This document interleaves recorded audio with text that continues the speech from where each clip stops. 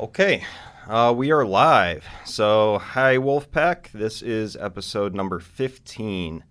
And the goal of this episode is to share an inspirational story that has the potential to impact many people's lives and help them navigate their own health and fitness journey in the best way possible.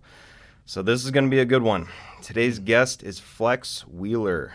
Flex is a former IFBB professional bodybuilder and was described by Arnold Schwarzenegger as one of the greatest bodybuilders he had ever seen. Among his many professional accolades are 4 Arnold Classic first-place victories and 8 Mr. Olympia appearances, 3 of which he was awarded second place. He also had a short career as a law enforcement officer and is a dedicated Kemp-Kwon-Do enthusiast and former fighter. I know this will be an inspirational conversation, and I am excited to share it with you. I'm truly honored to have him on the show today. How's it going, Flex? Good, brother. All right. We can make this happen, man. All right, yeah, absolutely. Yeah. Glad to have you here. Thank you. I appreciate it. Yeah. So I was doing just a little bit of research, before this podcast episode. I didn't want to get too deep, into your career, into your accolades, into your life, because I just wanted to come into this episode with the most unbiased perspective, Sure. I could, to really get to know you and help the listeners get to know you as well. So one of the things that really stood out to me initially was your upbringing in Fresno, California. Yeah. So I have just about zero perspective whatsoever about what it might have been like growing up in Fresno in conditions like that. I grew up in Chicago, Illinois, around the West Loop area, so it was not a bad place. It was an inner city and everything, but our parents took care of us and everything. We were on a good street, didn't have any issues or anything like that. Mom and dad in the house. So Dad passed away, unfortunately, in 2017 to cancer. Wow. But sorry to hear yeah, that, man. thank Sorry you, to hear that. thank you. I appreciate it. But Mom is still around, and she's doing great. Great. Yeah. So you're not a typical American family where it's a broken home. You're raised in with both parents. No, I got very lucky. Yeah. Got very Very lucky. blessed. Yeah. So they were absolutely fantastic together, and they did great for myself and my sister, and got us into a whole bunch of activities. Me with hockey, my sister did gymnastics for a little bit, and other activities, and it was a good time. Growing up in Chicago. So it wasn't perfect, but yeah, that was one of the things I wanted to ask you about, and maybe start there. What was it like growing up in conditions like that? Yeah, I mean, Fresno, California. Wow. Takes you way back, right? Yeah, definitely. It was rough, but the interesting thing about it is like a lot of people who have my type of story, you didn't know any better. I didn't know anything above like my area, my block. So, it was rough. Everybody was on federal health care, on welfare. Back in those times, dyslexia really wasn't either that known well about or talked about. So, school was incredibly hard because I just, I just, words move around, like when I'm trying to read them, I can almost read within my mind, but if I start to say things out loud, it's wild. Like if I was reading something and I made a mistake, if a person corrected me, it'd almost be like the words would remove, and then I can actually see it. So, throughout, school, back then you had to get up and go and write answers on a chalkboard. It was just brutal. So, in doing that, I wrote really sloppy, couldn't spell well, couldn't put my thoughts to paper. So going up there, back then it was really hard because you get teased. People would tease you. So I'd end up fighting, on a playground because I would be getting teased. So, I was a really good kid. I was just one of those kids. If you yelled at me, I damn near pissed myself. I just wanted to please everybody. So, unfortunately, I got so tired of being teased that I just learned that if I was extremely disobedient, the teacher back then, you get paddlings, Oh, really? Yeah, you Okay. get a paddling either by the Yeah. teacher or you get sent to the principal's office, and he Wow. had like 3 different paddles you could pick from, and they're all like distinctive different colors Wow. and stuff They like had that. different Yeah, so colors for 'em. yeah, I remember my parents said something about that. Like they went to Catholic schools as well, and they would have nuns that would have like metal rulers, yeah, and would like yeah, slap your yeah, hand and yeah. everything. But so it Just was similar for you. yeah. So it, Mm, it sounds so abusive, but I mm, mean, I think it taught us that there are certain things that you just didn't do because there were severe consequences.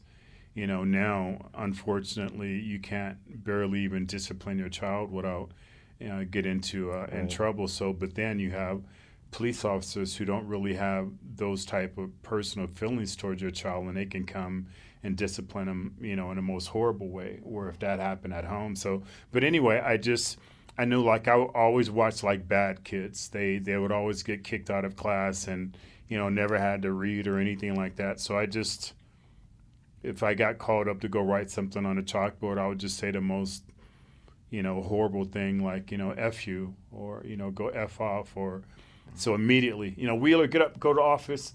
So for me it was okay because at least I didn't get picked on. People didn't know I couldn't read or write, and I didn't have to fight afterwards. Versus if I try that, then I have all these repercussions. So, that was really rough because I didn't like doing it, but I preferred that instead of getting teased. Yeah. As I got into high school, I think my teachers start kind of figuring out because if they sat and talked to me, then, I seemed like I was okay, but just putting my thoughts to writing and everything, it was a mess. Going into police academy, I remember I had one of those professors who could like walk into a room and just read the whole crime scene, like where you see in movies where they just see this happen and all that, and Mm, it just I admired him because of his intelligence, and he was just quick to say if you asked him a question. He wasn't so intelligent where he tried to figure it out. He would just look at you and say, "I don't know."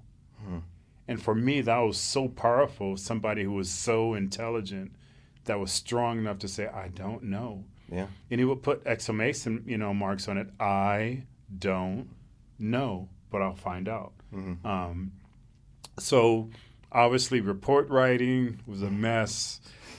Reading was a mess, and even more so, spelling was a mm. mess. So how So, did you get through it? Sorry to cut you off there. no, so he really just taught me like he goes, just he would have me go home like my spelling test. We'd always have 10 words a week, and he would have me go home and just write each word 100 times. And he goes, so when the test come, don't even think, just let your hand just move. So it was just like Mm, repetitive over and over mind and muscle memory, and I got through it like that. I barely scaped through with report writing and everything, and back then it was different. We had to sit in the class and they close the door and they would light marijuana, so for us to really smell it. The molestation, like there used to be like a 14 and under club and a 12 and under club, and there was these magazines, so that we would literally have to sit and look at these magazines, which I had my first daughter and my son at the time, and I just remember just getting up out of class and abruptly just walking out, and all this was happening in oh class. yeah, and police academy, yeah, back those Wow. times. So, Okay. and I remember the teacher at the time that ran behind me was like, "Waiter, you get your ass back in here," and I was like, "No, man, I can't handle that." And he's like, "Hey," and he pulled me to the side and, talked to me as a person. He goes, "Hey, that's why we need officers like you that have feelings. The bad Mm, part about is when you get so callous that it doesn't even affect you anymore. So come back in, mm, So I did, and I was able to graduate, and it was amazing. mm, I zoomed through all my interviews because I was a great talker. I learned that mhm, to be able to express what I couldn't put down on paper. And I remember like all my interviews, they're all rigid and everything, and like 30 minutes into it, they have their legs kicked up, just talking to me, and mhm. finally got to my driving report, and they scanned down like, "Oh man," it's like, "What?" And he goes, "We can't hire you," and I'm like, "Why?"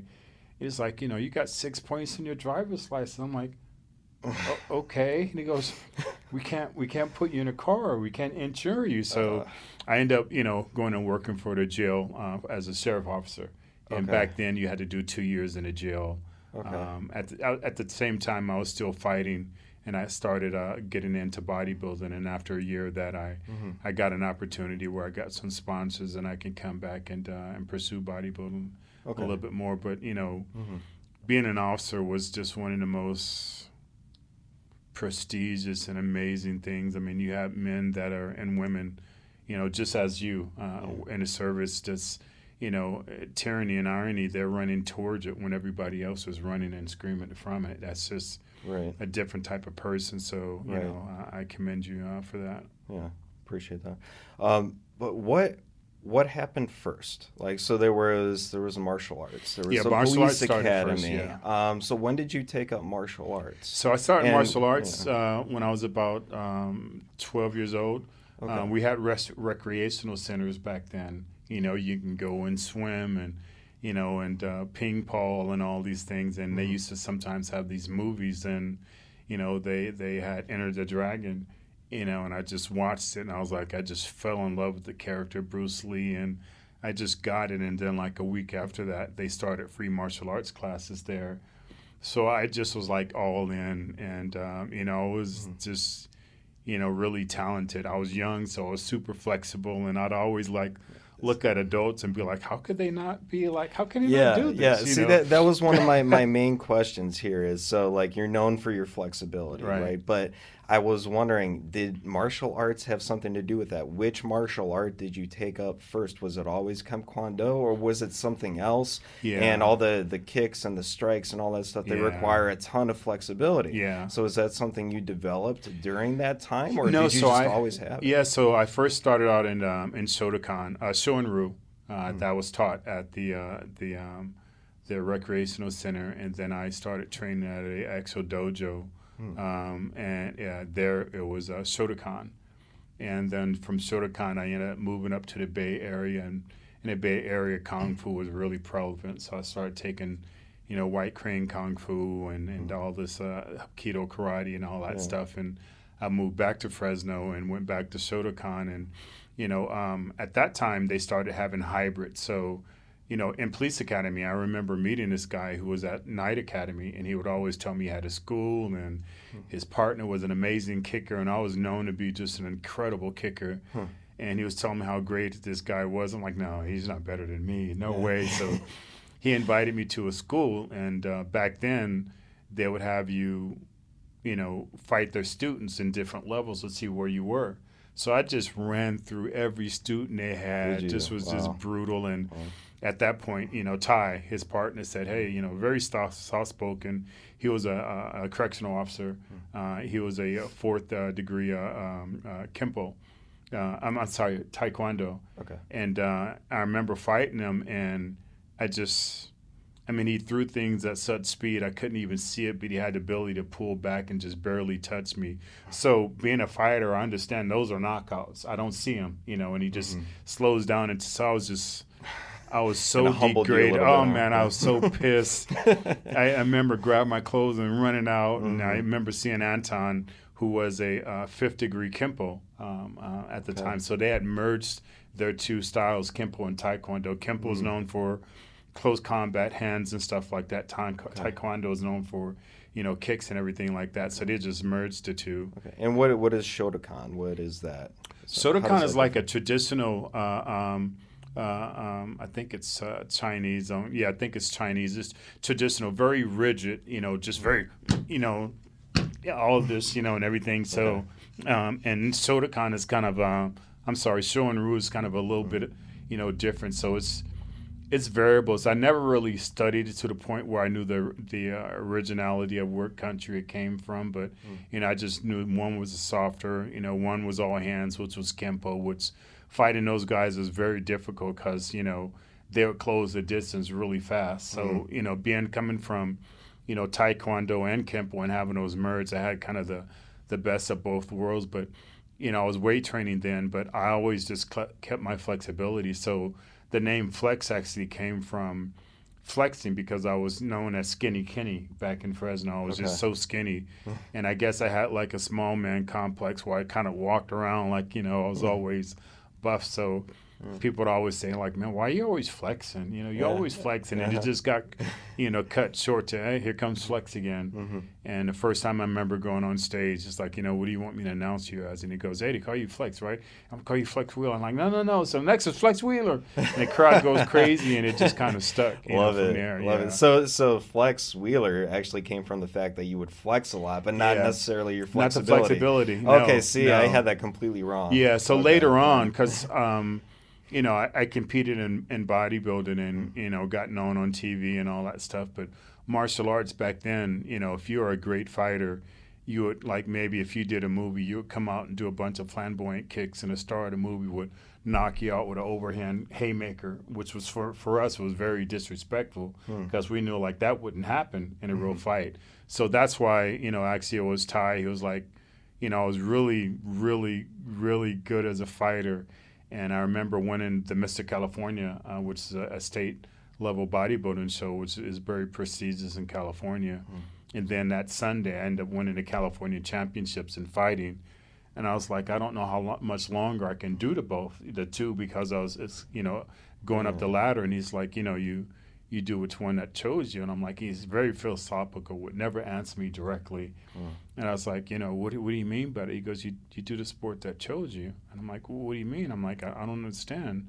He's like, bodybuilding. I'm like, but I'm a good fighter. Right? He goes, you're way better as a fighter. He goes, but bodybuilding is an opportunity for you to be able to make money and travel the world. That's not yet. So all the great martial artists who made it in movies and superheroes, that wasn't happening back then. So, Okay, there wasn't much opportunity. No, there was none. So. There was zero. Okay. Yeah. Oh, that's a shame, because it sounds like you would have been awesome. Oh, man, my God. Yeah, I have a few, like, back then it was so long ago that it wasn't even digital. It was Super 8, the camera that we used was Super 8. So I still have like some of my fights that I posted, and stuff like that. And, Michael J. White we're good friends, and some other great fighters. And, we'd talk about it, be like, yeah, man, he goes, when I fought, they didn't let us fight that hard. But if you broke a person's nose or if you broke their ribs, it was respectful. It was just hard fighting. We just went at each other, and it was respect. It was like, this person deserves for me to give them everything I have, because that's what they came for. Breaking a rib or something like that was like looked at as a beautiful thing. I mean, people get their nose broke all the time. Wow. And it was just, and that's just something you expect, right? No, it was something that I would hope to happen. I'm trying to, break a person's ribs or break their nose or something. So But afterwards, you guys hug each other out, or hug it out, right? Yeah, always. I mean, I towards me retiring, I had like over 70 fights that I didn't even get scored on. So, but I was always the first. To pick my opponent up and show respect, so they would reward me with first place, and I'd run over and pick my opponent up and pick him up and turn him around and stuff like that. I respect, because that's what you came here for. If you walked inside that square ring, you're saying that you're better than me, and my job is to prove you wrong. And I wanted to do it in an incredibly flamboyant way where I just embarrassed you. It was really big in embarrassing people. Back then. Intentionally? Intentionally, just showboating. I mean, like scoring and turning around and putting your hands up and yelling, like, yeah, I got him. Like, yeah.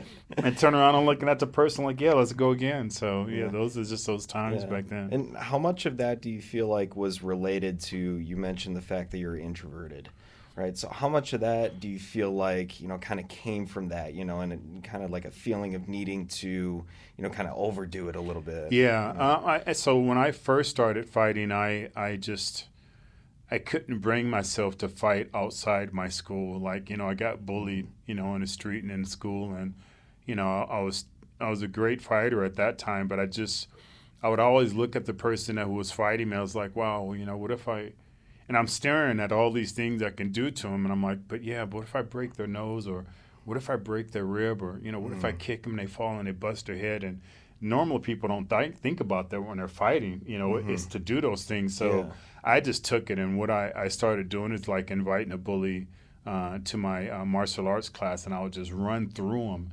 And then, the bully would go back to school and be like, don't mess with him. Is that karate? Wow. So I kind of got out of it. But, when I first started fighting, just like in bodybuilding, I just got the floor mopped with me. I just had these mental blocks. And it was more or less when I got with Ty and started, fighting with him and just sitting down and talking and understanding the game and everything. And he just, I was training at another school, when I met him, and he's like, come over to my school and I'll have you be the #1 fighter in California in a month.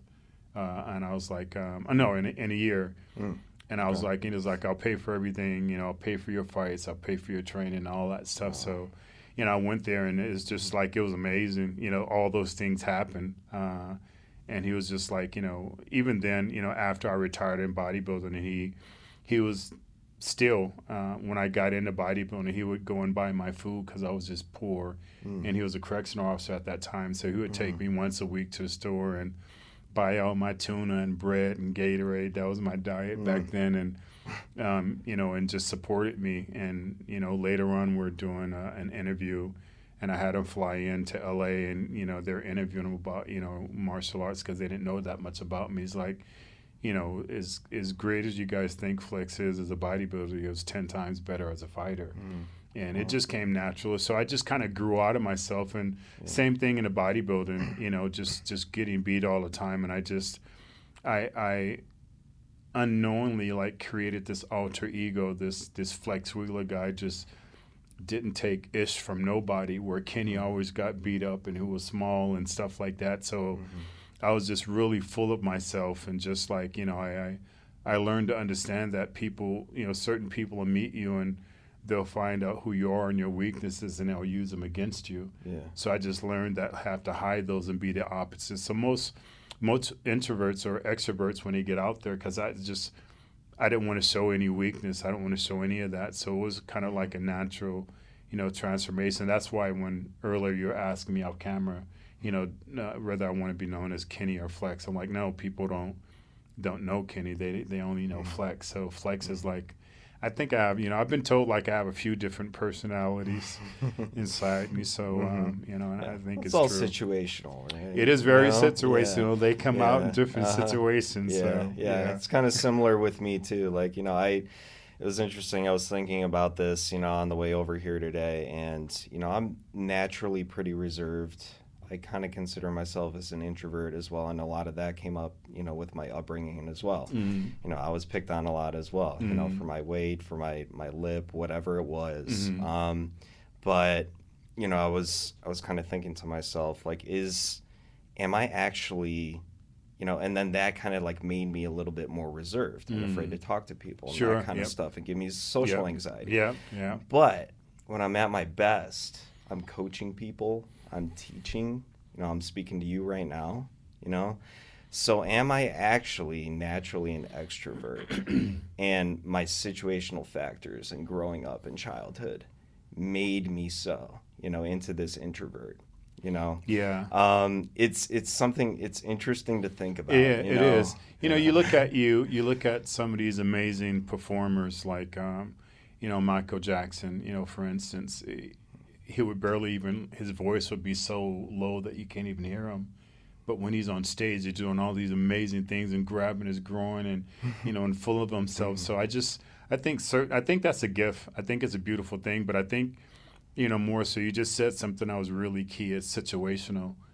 So normally I'm very reserved, very quiet. But, I do have a voice, and I do have a other side that's, extremely angry. And I know that comes from my childhood of just getting bullied. I have a point where I'll just break, and, growing up as an athlete and just, being amazingly big and strong and all those things, I was just really full of myself. I fully indulged in the Flex Wheeler character, where I was like, I'm not going to start anything, but just give me a blink and I'm going to make it happen. And I'm going to enjoy making it happen, but I'm never going to start it or anything like that. But it was situational. But, me as a person, I'm quiet. I don't like to be around people. I can't stand being around people, even though I've, traveled the world and spoke in front of just, thousands and thousands of people. I'd rather just disappear, I just rather not even be seen. But, You know, again, the job that I have to. So even on camera, it's crazy. It's incredibly difficult. All my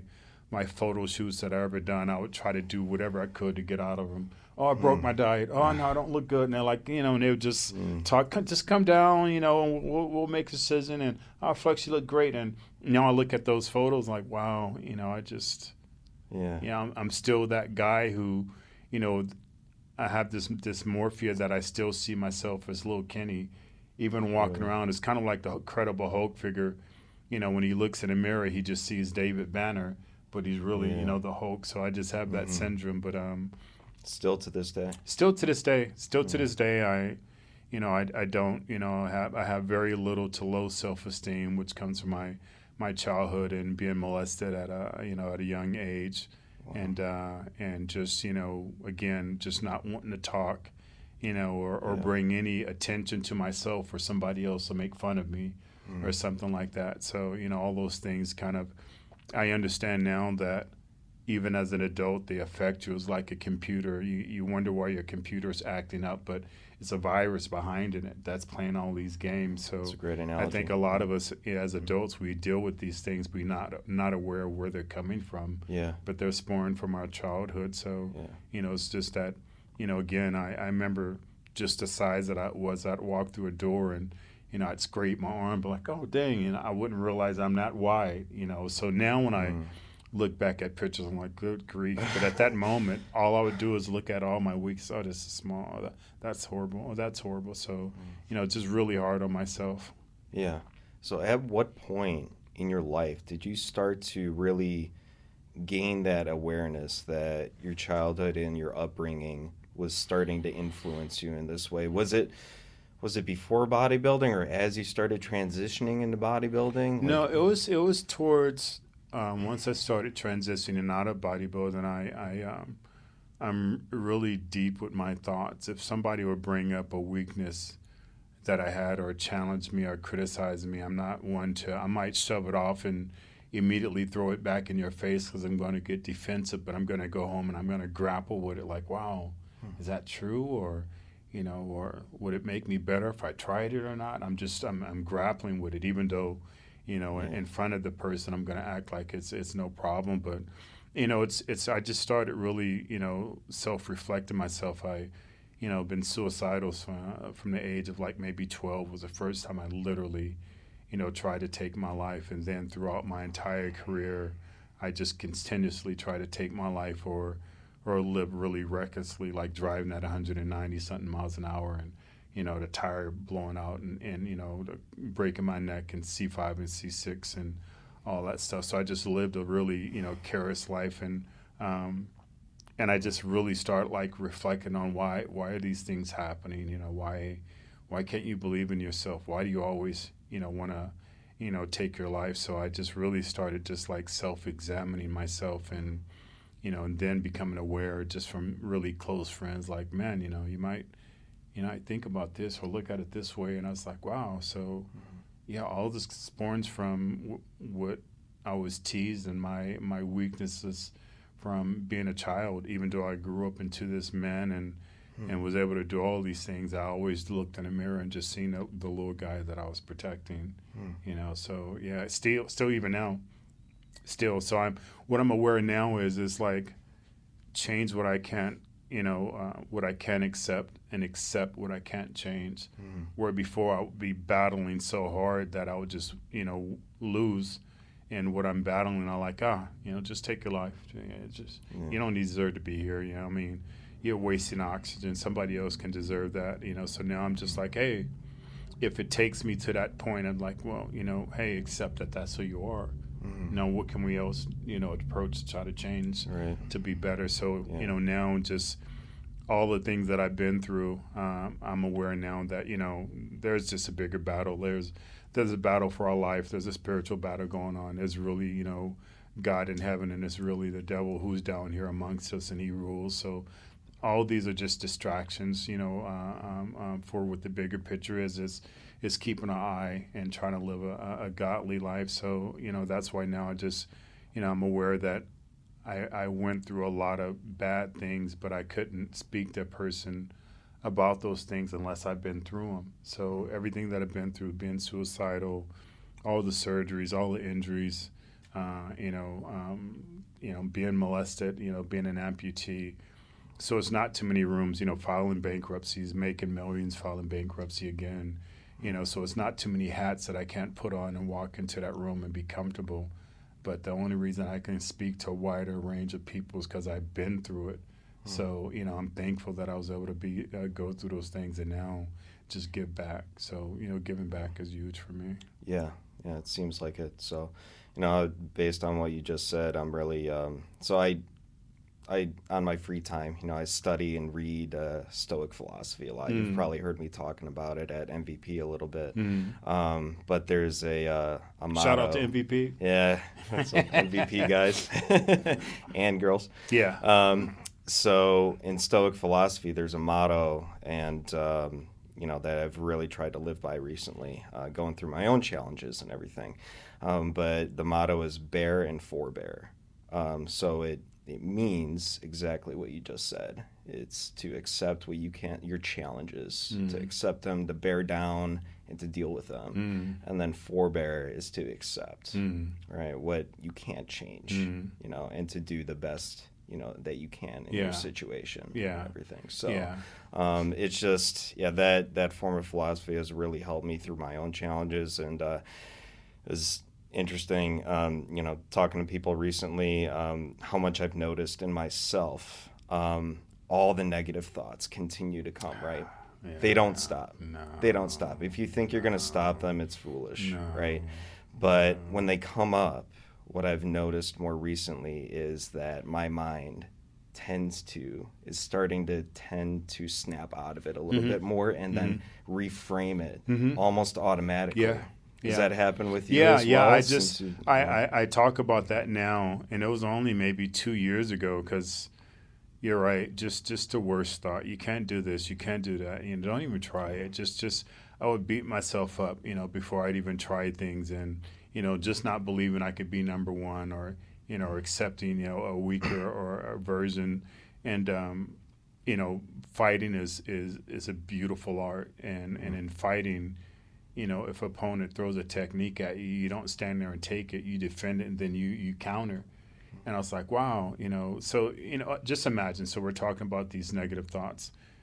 Somebody can walk, like you said, people tease you and call you these names. You weren't those, but they affected you, didn't they? Oh yeah.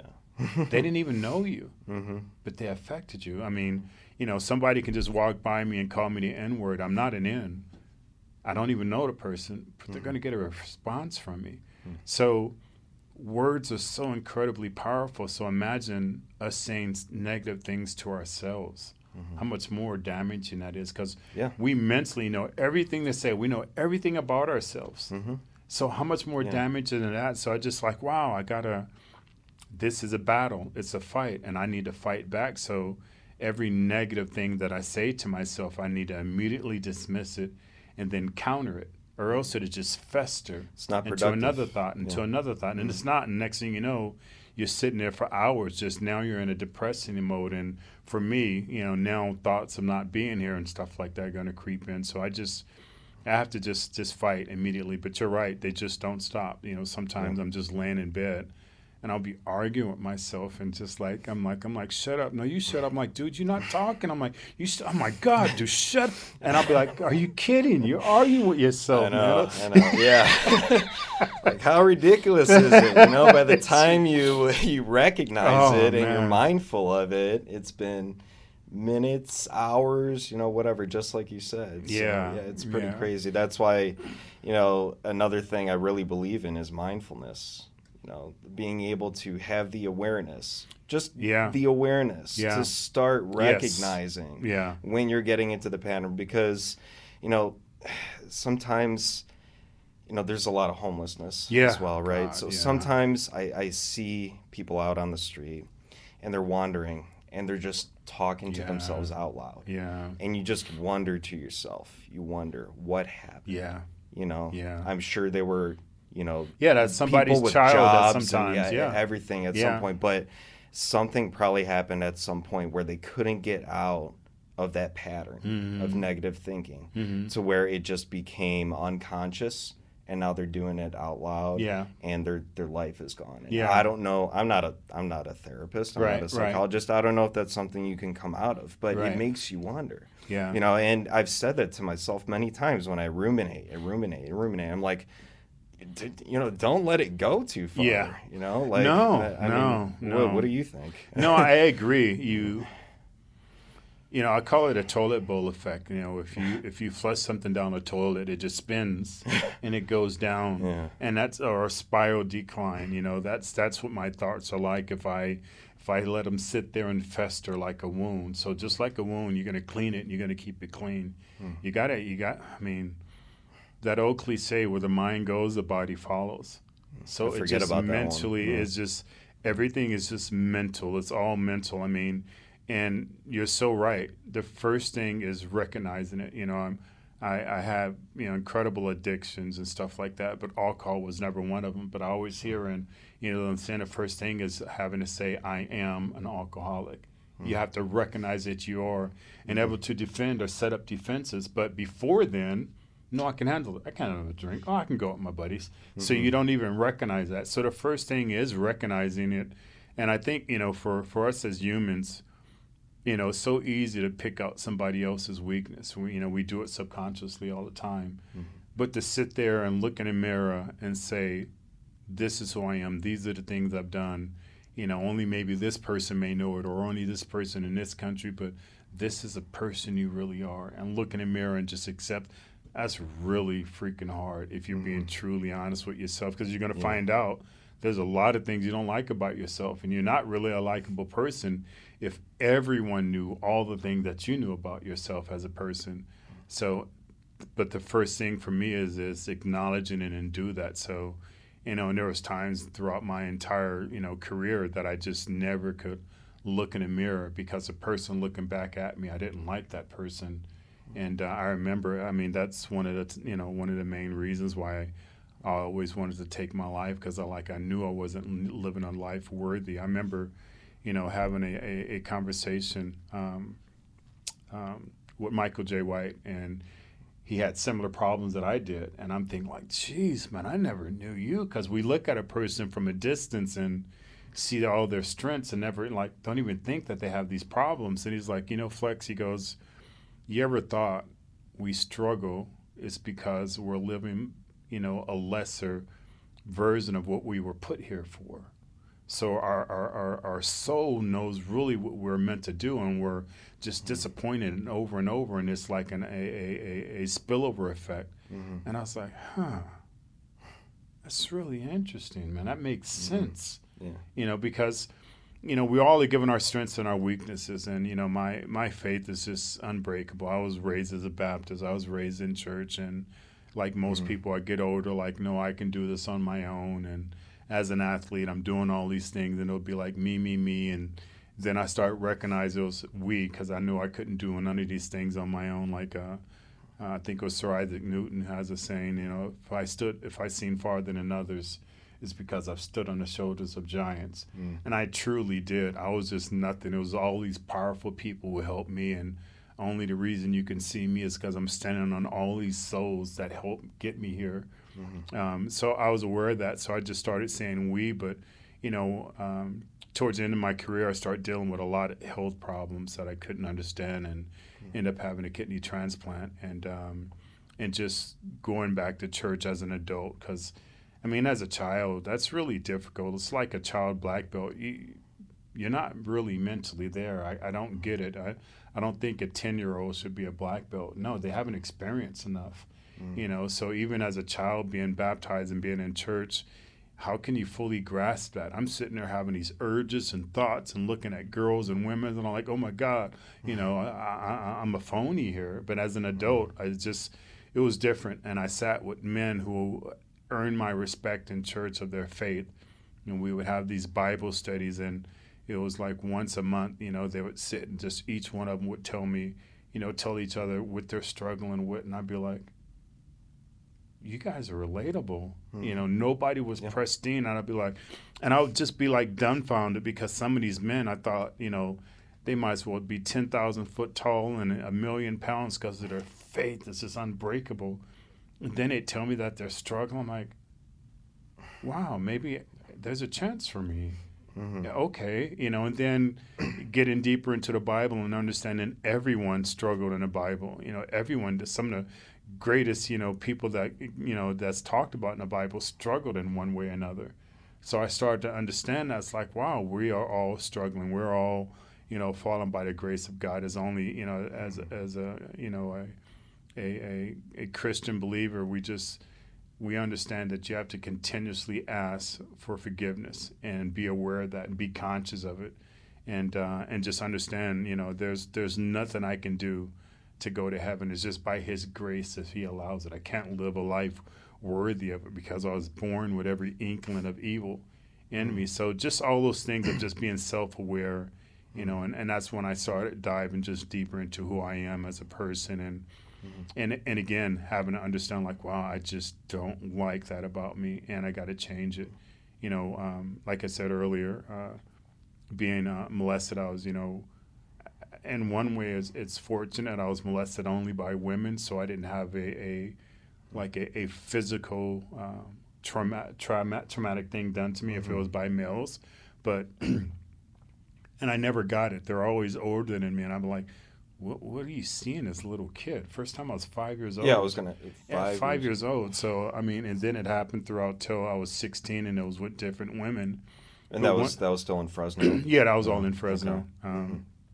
And then when I became visible as a bodybuilder, I just took that same mentality, like, okay, well, this is just what you do.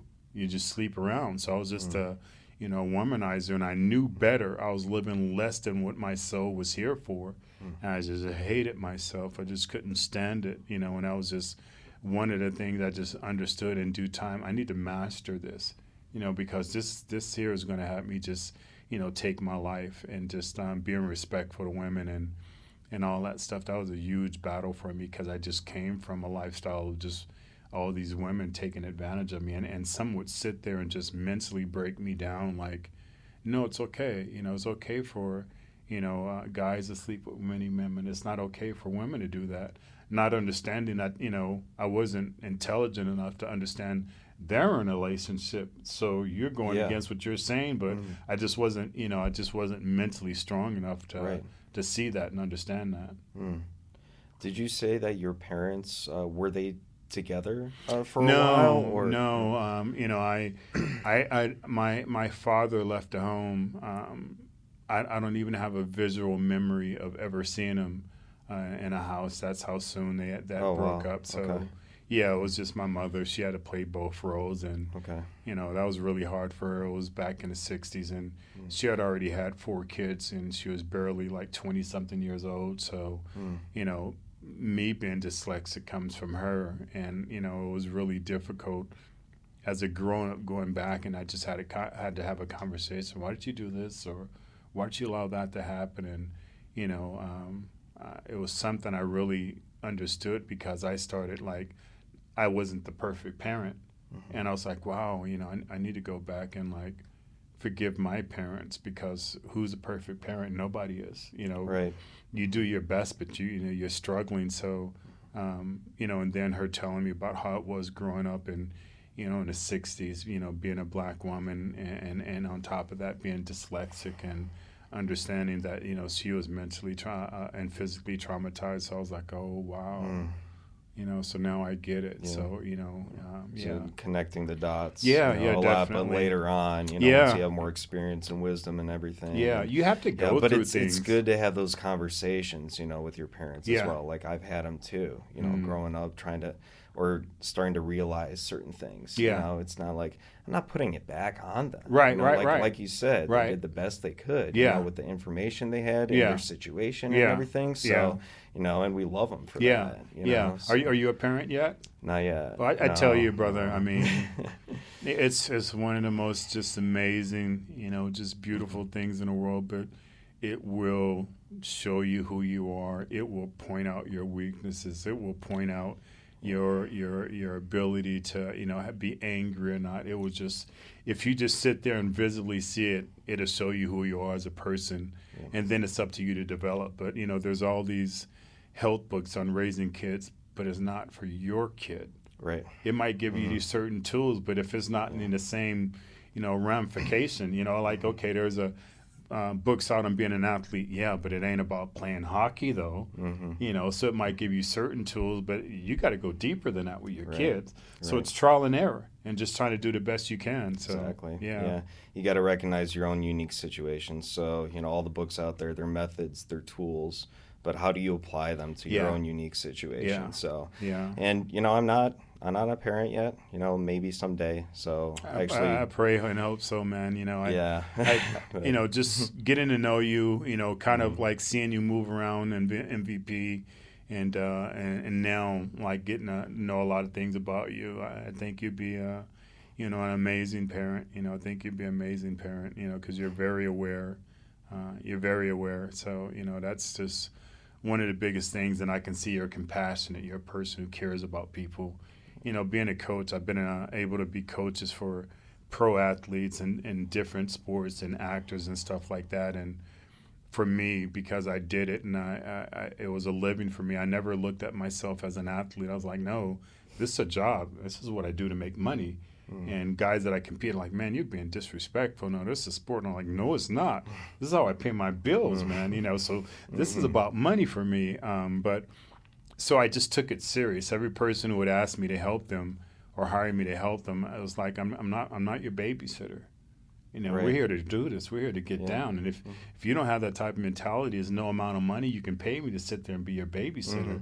At some point, you have to take responsibility for your own for your own development. No, you do. You do. I mean, it's just a fact of life. It is. It is. I mean, and there's times where I would interview athletes or people before, and I'd have a number of questions I would ask them. Why are you doing this? What's your background? What do you expect out of this? And a lot of guys will say, "Oh, I want to be Mr. Olympia one day," and I'm like, I can't help you. I'm not your coach. Why? I'm like, I couldn't do that for myself. And here you are saying that you're going to be the next Mr. Olympia. I'm not the guy to help you. Now, if you're like, hey, I want to be the best I can be, and I want to see where that lands. Oh, man, let's go get that. But to say that you're going to be that, it's like, no, you have a delusion of grandeur. It's great to have belief in yourself and everything like that, but there's just a difference in that person, in helping them and understanding how rare it is. I can't remember the number, but there's something like almost 60 years of the Olympia and something like 14 or 15 Mr. Olympias. So that's how rare it is. And I couldn't even perform that for myself. So when a person says that's what I'm going to be, I was like, okay, you already have, so if you fail, it's my fault. It's my fault. Well, they're going to put it back on you, maybe. Of course. But it's, I was just listening to a podcast. I think it was the Mind Pump guys. Are you familiar with them? Yeah. About this. Yeah. And I listened to every single episode. Like, those guys are a wealth of knowledge and everything. But they were talking about this exact thing. Like, it takes a very strong coach to just not work with somebody. Yeah. Somebody approaches you and you feel like it's not your specialty or you're not the right person for it. I think they were interviewing a guy who had lost 300 pounds and still more to go. Right. And it was like one of their first conversations they had with somebody like this. And they were talking about, like, you may not be the right coach for that type of person. Yeah. And it takes a strong character to be able to say, no, it's not for me, but I'll set you up with somebody else that I know will be a better fit for you. Yeah, because you have to care about that person, that individual. That goes back to, like, the professor I had in police academy. Just brilliant, but was brilliant enough to say, I don't know everything. Exactly. And I'm looking at him like, you know everything. So you're right. And a lot of times, just like when I was younger, the old timers would be like, wow, you have, great genetics, and I'd be like, what what does that mean? Is that like calling me black? Or I had no idea. Yeah, you hear but that they a could lot, see right? it. They Yeah. could see it because they've Right. been there. They can, and even now I can look at some athletes and like, wow, you got it. Because there are some that just got it, you know it, and if they allow you to coach, oh yeah, we can go there. But there's other people that you look at and like, listen, you might have the drive and the desire, but mechanically you're not put together that way. It's not going to happen. Listen, you can have a kid 4'10" who just loves basketball, knows everything about it, live, die for it, sleep in the gym, homeless, just going at it. So I'm sorry, you're not going to make it. You're not going to make it. Yeah, you have to look at the anthropometrics of everybody in that. Yeah, big word. There you go. Use that word. Use that word. Yeah, sorry. That's sorry all good. if I went, I'm gonna take that body, body shape, body type, your proportions, your limb lengths. Yeah. So, so, and that's what I mean when I look at an athlete and I say that it's like, I'm not going to sit here and take your money because you're putting all your belief into me, and when you fall short, either you got to be man enough to say like, wow, man, I did achieve to be the best I could be, and you helped me get there, or you felt me, I didn't win. And a lot of times people will not self-examine themselves and just be honest. Wow, I was good, but I'm just not that guy. Right. And the sport of bodybuilding is so incredible because you can compete at various different levels, but that don't mean you belong on a pro stage. Anyone can do bodybuilding. Anyone can. Anyone can play football. Anyone can play tennis, but anyone can go in the gym and work out. That's bodybuilding. At what level? But exactly. And there lies that. And there's levels to this game, just like the art of boxing or fighting. You can have a person, and even in that, those are sports that it just takes heart. Great you've heard about great boxers just being able to have so much heart, they just will themselves through it. And it's okay, but certain sports, you just can't will yourself through it if you don't have the mechanics to be able to do that. Right. You might be able to get to a certain level, but you'll never be number one. And if that's your ultimate goal, then I'm not that guy. I wish you all the best, and I'll point him to another coach or anything like that. Or in our sport, there's a lot of what I call sports technology drugs involved. I use that word because the word steroid is so vast. I mean, my son was on steroids because he had asthma. So back when that word was so used, like, are you on steroids? I'm like, what do you mean by that? Anabolic steroids, right? Yeah. What you typically think of, right? Yeah, but definitely. Yeah, but that's what people think of. Of course. So, that's very prevalent in this sport, and people can utilize those things and think that they're going to be better. But, one of the things I learned, about even that is, if you look at the metamorphosis I went through as little skinny Kenny to being Flex Wheeler at his ultimate best, like, Jesus, that's like unimaginable that a person could build their body that way. Yeah. But what it does to you mentally is 10 times worse than that.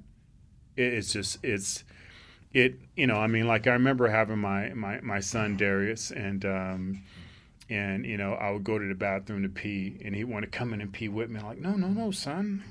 You don't do that. You don't pull that in front of anybody.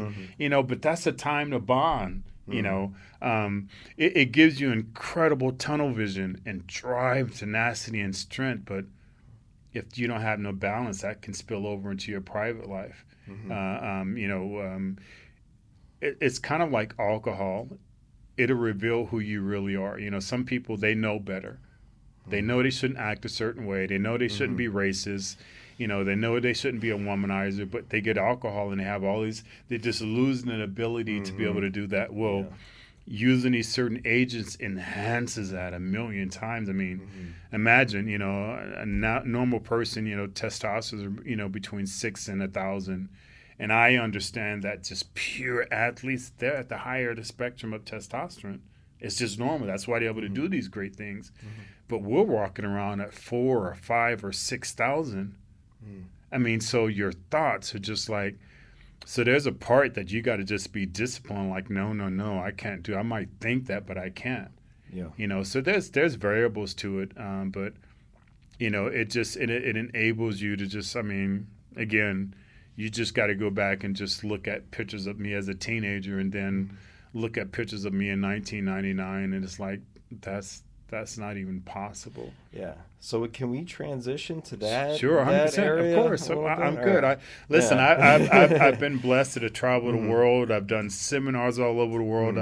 I've done seminars in Germany where it was in bars at nighttime where they would stop the nightclub and we'd do a seminar. So imagine that. Europeans are very forward anyway, but imagine they're drunk.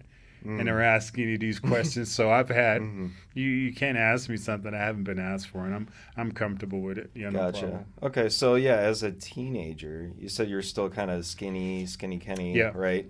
So what was that because were you not eating very much? Did you not want to eat very much, or what was behind that a little bit? And then how did you transition into the weightlifting and bodybuilding then start competing? Yeah. To get to that point? So I was just really undeveloped. I was a preemie when I was born. So Okay.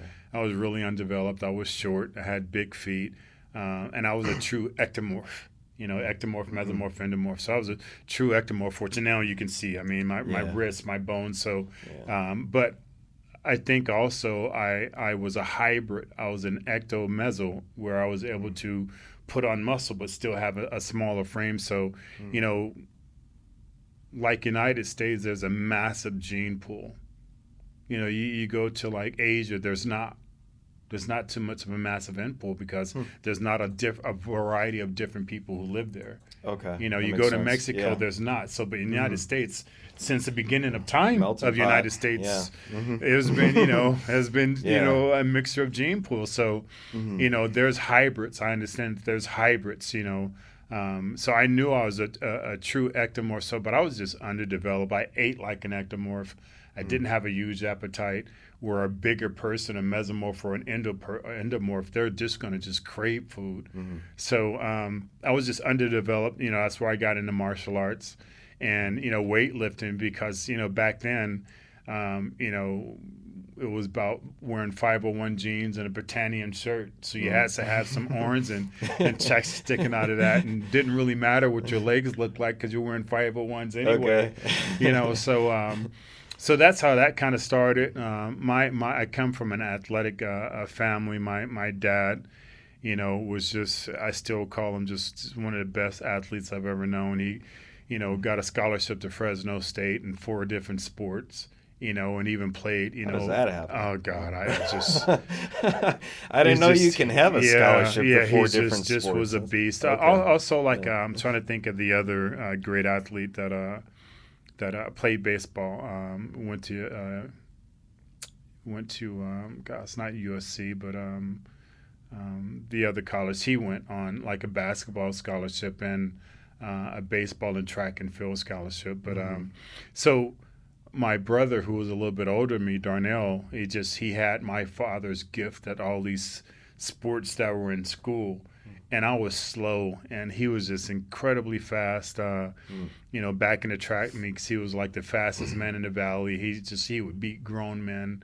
And playing on the football with him, being that I'm still a preemie and he's a little older, and he's more of 100% of what he would look like, what a person's supposed to look at that age. I remember being on the football field with him and looking at his legs as he's running by me, and like, how do you do that? And I'm like, go. And I would literally trip over my foot in front of everybody because my feet were so big. So I'm one of those 90-pound weaklings. I graduated. I was 98 pounds when I graduated out of high school. But later on, I started growing. But also just mentally, I was just not inclined, the way other people were. So, and getting into bodybuilding,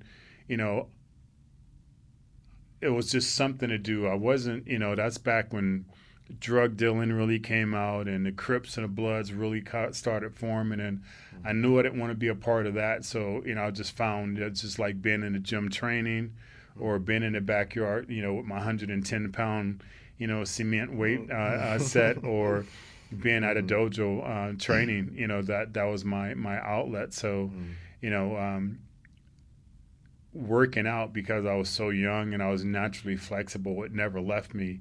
Even on stage, I was still like, 260 pounds, I'm doing the splits, and I could still take my leg and just stab it in the air and just just pumping all that stuff. So getting into that, it was just hard, trying to transfer. And I remember, trying to grow, just eating food and stuff like that. I didn't have a natural appetite. And as a professional, I almost had to go to the hospital a few times because I would just force feed my stomach. So I started to understand that my stomach is a certain size and I got to like stretch it. And that stretching is painful. That's like when we eat and our stomach is distended it's and you just don't eat. No, you got to eat again 3 hours because you got to stretch it to that capacity.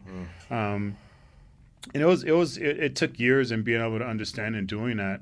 Back in Fresno, bodybuilding was like really big. Going to the gym, all the local guys and everything, you looked up to them. So it was just, like I say, I got to be careful now in the time that we live in. But, back then, boys play with barbells and girls play with Barbies. You kind of got to be careful now, in saying that. You do, but no, I'm sorry.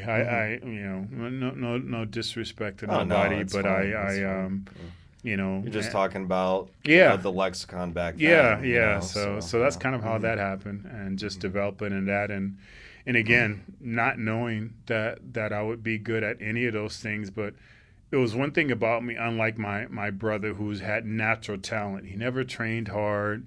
He would always pull muscles. He would always break records, but have injuries afterwards.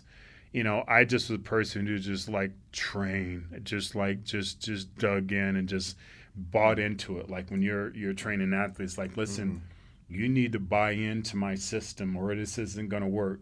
You just need to believe that this is the only way out for you.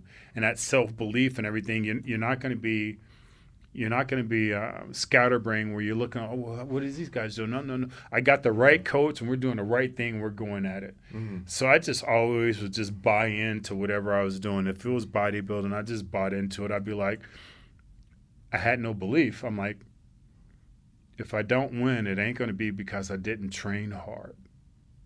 So I was more or less a realist. I realized that things could happen, and I realized that things, may not happen. I didn't walk around just thinking like, oh, yeah, I'm the best. I'm going to do this. And even in martial arts, I'm like, if I lose, it ain't going to be because someone out-trained me. It's just I might run up against a person who's just better or closer to their genetic potential than me. Yep. You could do everything you possibly can. You can make the best plan. You could train the best that you possibly can. But you don't know how the other person's going to perform. No. You just don't. I mean, that's one of those things that's an uncontrollable. Those are the great guys like Larry Bird and, Kobe Bryant, which I had the honor of being able to train in the gym at the same time as him. Oh, wow. But just those are guys who are just gifted, but their drive and their training is just through the roof also. The first person in the gym and the last person to leave will – that brings in that saying where, hard work trumps talent when talent refuses to work hard. But when you have talent and they outwork you, just sit back and watch greatness happen and just don't even get involved. They're just going to, you're going to be on a highlight reel, just fumbling. Like those, I call those people like mere mortals, going up against demigods, like that. So, yeah, exactly. So when you first started training bodybuilding, you started lifting weights in high school, right? And then after that, you started getting more serious about it. But so did you do law enforcement first, and then you went into bodybuilding? So it was martial arts first, and then martial arts and bodybuilding. And then when I turned 19, my brother Donnell was, let's go in the police academy. I'm like, what? I'm like, those are the guys who come in our neighborhoods and beat the snot out of us. But, my grandmother raised me. She was born in 1909. So, just imagine what she's seen. She's seen everything. Yeah. Tar and feathering, people being hung with their Johnsons, just all that. And she raised me. It's like, listen, there's no such thing as black and white. There's just good and bad people. And she just instilled that in me. So even as a police officer, I'm like, wow, that doesn't mean that there's not good ones out there. Just like you can't look at a black person and say, oh, they're a criminal, or a white person and say that they're racist or anything. Sure. You can't do that. Sure. So, and I start learning that because there's certain neighborhoods I can go back to my old neighborhood that I was raised in, and they love to kill me. I can go into a predominantly raceless white neighborhood and they love to kill me. Same thing with Mexican and Chinese or anything else. There you have it right there. Yeah. It's just good and bad. So getting into police academy, I was 19 years old. 19 or 20. I wasn't quite old enough. I remember the director, he sat down and talked to us till a long time, and that's what really got me in because I was able to talk. She's like, I'm going to give you a try. So got into police academy, still trained in martial arts, but I gave up bodybuilding because it was about running and physical fitness and all that stuff. Yeah, you got to give somewhere. So you have to. You have to. So like I said, when I start working in a jail because I couldn't be a police officer because of my driving record, I had got an offer from a local gym like, hey, I heard you're pretty good. Why'd you leave? And I just found out the sport was expensive. It got expensive eating and all that stuff. And I'm like, man, I need a job. I can't do this. So they offered to sponsor me. And I was working for the county just so, like the county, they would get grants and be able to do things. But when that money runs out, you're one of the first to let go. So I got laid off. So it was just like perfect timing to get into it. And I transferred back into bodybuilding. And that's when things really took off for you, right? Yeah, it did. It just changed my mind. I had some people who believed in me. I had money and backing and stuff like that for clothes and gym membership and all that stuff. Even though I didn't still have the self-belief, I had the tools now to go in and work. You had a support system too. Yeah. And that's when I said, some of the old timers, they're like, wow, you got great genetics. And it was a local guy there that was a chiropractor, so he was professional, but, he also had won some local big shows, and he just took a liking to me. He was like, hey, I'm going to help train you. And I'm like, why? Because for the sake of it, he was white, so that gave me more why? Why are you helping me? And he's like, I just see you have a talent that I don't. Again, he was able to look at this little kid like, wow, you have something I don't have. Saw something in you. Yeah, I was like, I don't have no money to give you. I don't get down like that, so it ain't going to be like a sexual thing. So, why? He was like, I just want to see how far you can go. And he just poured into me just all his knowledge and everything like that. And that's what helped me, went to California. And then I started meeting other predominant people in the area. And well, what was his name? His name was Joe Jennings. Okay. Yeah, shout out to you, Joe. Joe Jennings. I'm sorry, Jeff Lawson. Okay. Yeah, Joe Jennings was another person I met. Okay. When I was getting a little bit older, I'd already went to California. He's like, Flex, you would be great if you just stopped chasing girls, if you just took the sport serious. And I looked at him like, why would I do that?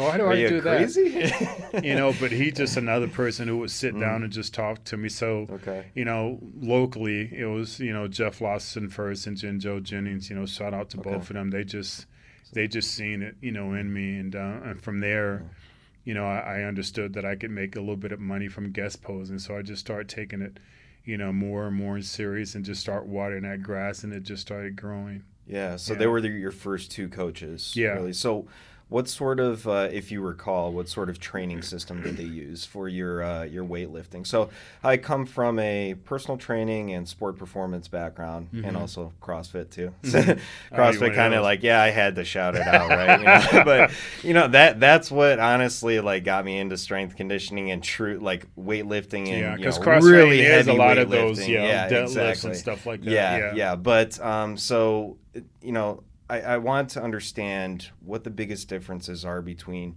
sport performance training. So sport performance training, there's a lot of periodization. There's a lot of very phased approaches to your training. All right, we're going to work on maximum strength in this particular phase. We're going to work on power development in this particular phase. And it's all based on what part of the season you're in. Does that carry over a little bit into bodybuilding, or is it just you're doing just high volume training all the time, or what sort of system did they have you do? Back then it was just repetitions of 10. It was just always just maximum effort. We had like 2 seasons, off season and pre-contest season. Off season, we just kind of focus more on training heavy and stuff like that. But back then, there, you're going back into the early or late 80s. There was no knowledge on that. There was no micros and minerals, and it was none of that talk. It was just eat as much as possible, train as heavy as possible. Had Arnold published his Encyclopedia of Bodybuilding yet? No, that was later on. No, he was still competing in Olympia back in those days, and if he did, it wasn't in like my neighborhood. Like there was only like a couple of old magazines, so I didn't even know that much about bodybuilding. I didn't know who Arnold. I think I knew who Arnold was, and there was another guy I knew of. But other than that, I didn't know nothing about the sport. I just knew like, hey, I'm okay at this at a local level, and it was just something to do to keep me out of trouble. For me, it was just like staring down at my next step, not looking up at a goal. I never had a goal of being a pro or anything like that until I went to Gold's Gym Venice, in the early late 80s, and just seeing all these incredible guys and these guys that I was looking at in magazines that I'd heard about. It's like, wow. And only at that point did my brain even open up to like there's a whole different level to this. And then moving there to Gold's Gym Venice and meeting my training partners, we just, man, I mean, again, still the philosophy was this maximum output. So that started developing my theory that I started using in training. Back then it was certain reps. So, we would do like sometimes 21s for arms, which was be low, then medium, then high, then full range. Everything else was like that between 10 and 20 because we're always trying to max rep. We're highly competitive against each other. So what I started understanding is like, when you're getting ready to do what we call PRs, back then it was every rep was a PR, so understanding PR is you get physical, you get mental, you're staring at it, you're trying to get into yourself. And I started to understand like if I can create that type of intensity just with the lightest weight, I'm max. So I never got into writing what down because my philosophy was like, if I go in a gym and say I squat 1,000 pounds, I'll give this unrealistic number so we don't focus on did he really do that or not. Yeah, right. So I go in a gym and I squat 1,000 pounds, for 10 reps easily, and I walk out laughing and this, that, and other. And next time I go in to do legs, I'm barely doing like 200 pounds and I'm about to, crap myself, blood is shooting out of my nose and I'm dizzy and damn near pass out. Which was more intense? It's intense in a different way. Exactly. So yeah, the second way would be a more metabolic intensity. Yeah. So, right. Yeah, and the first one, you're really just testing your true maximum strength. So. Oh, and it's easy, and I don't even know if it was maximum because I did it so easy. I did that, 1,000 pounds for 10 reps and then just stopped and walked out. So it wasn't even pushing myself. So I started like noticing like, strong men and stuff like that, men they're smelling salt and they're going psycho and this, that, and the other. It's like, and because of that intensity, they're able to go and like do this profound rep. And I'm like, well, if I just can create that like war within myself, that intensity, every time I did something, I'm at my maximum output at all times. My brain don't know that I squatted 1,000 pounds. It doesn't know that I squatted 200. It just knows what it had to put into that.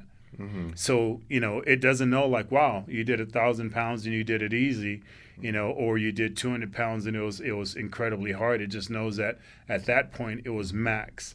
So my thing was his maximum at all times, and that's just the way I looked at it. And then later on, I started understanding as I got a little bit older, like you're at your closest failure when you're messing around with your maximum weight.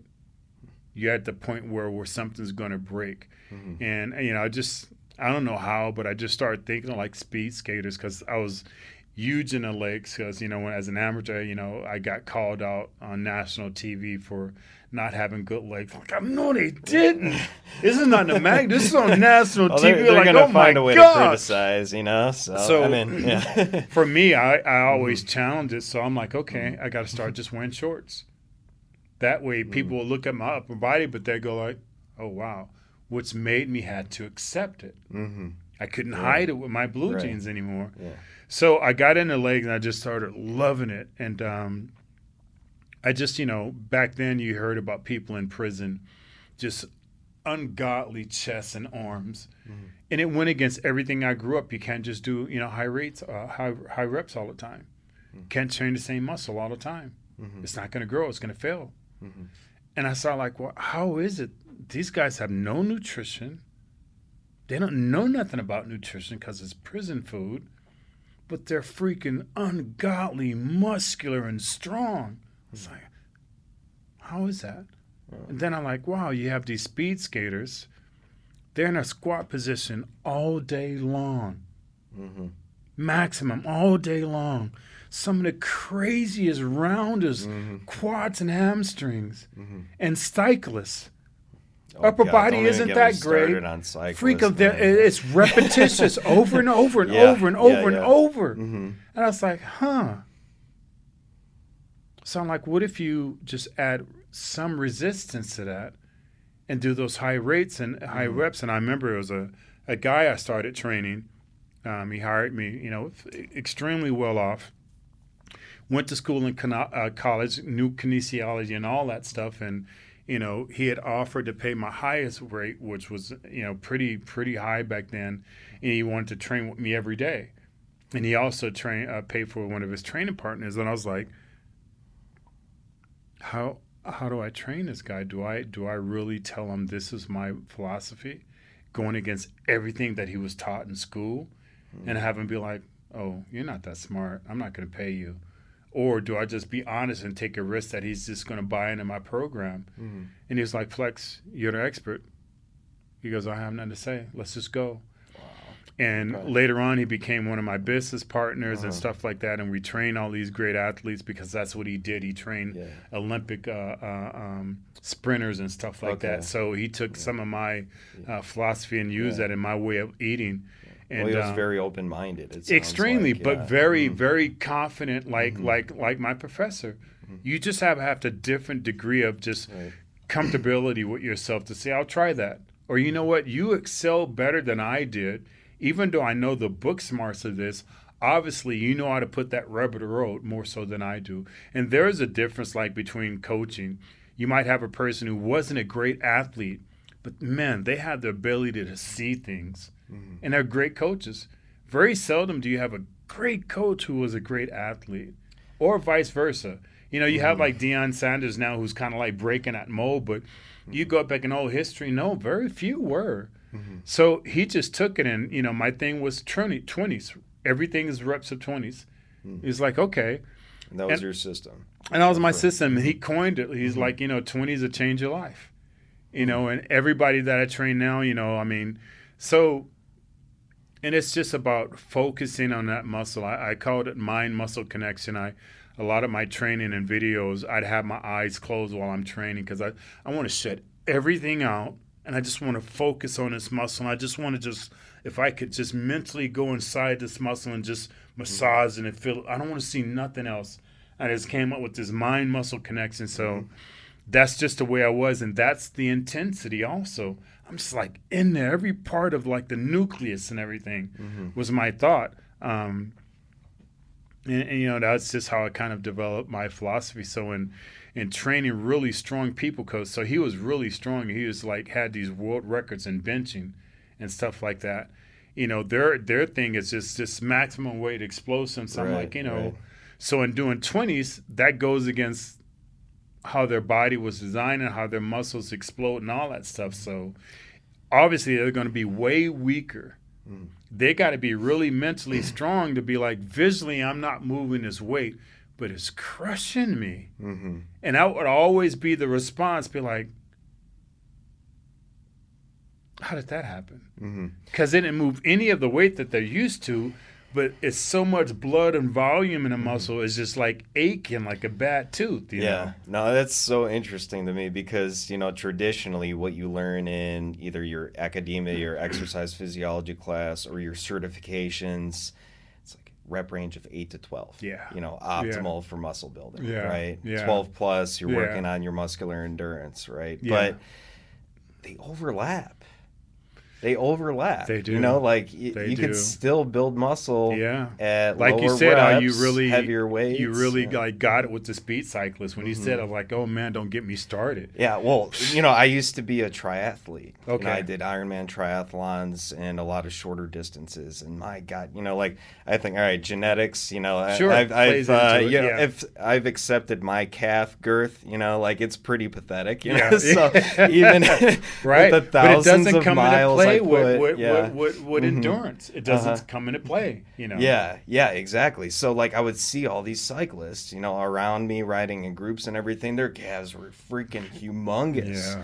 And I'm like, mine aren't growing at all whatsoever. Yeah. Even when I do a million calf raises, you know, maxing out or getting close to max on the machine, hardly anything happens. You know? So genetics do play a part in it as well.